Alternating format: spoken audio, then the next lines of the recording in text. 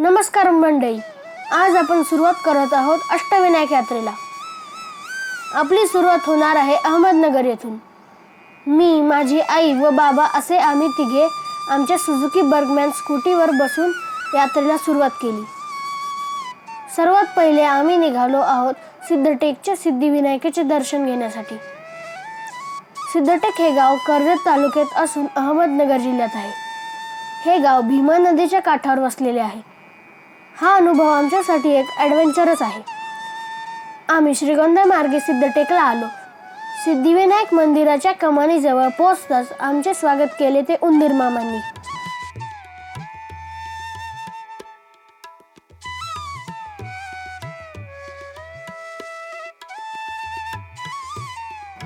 आत प्रवेश करताच आजूबाजूला धार्मिक वस्तू, फूल, फळे, पूजा साहित्याची दुकाने दिसू लागली।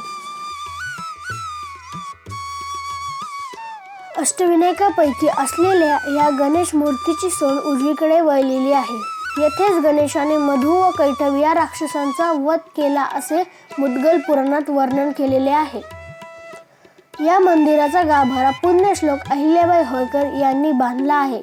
देवाचे मखर पितळाचे असून सिंहासन पाषाणाचे आहे।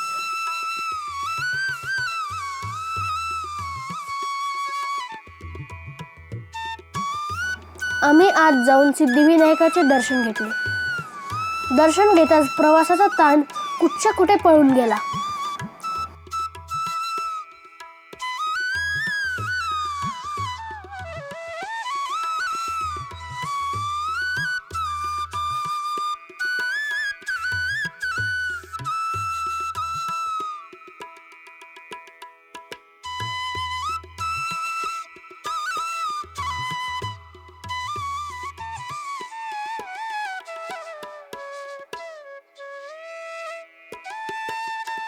विलोभनीय पवित्र निसर्ग परिसर लाभलेल्या अशा या मंदिराजवळून पायथ्याशी भीमा नदी वाहते।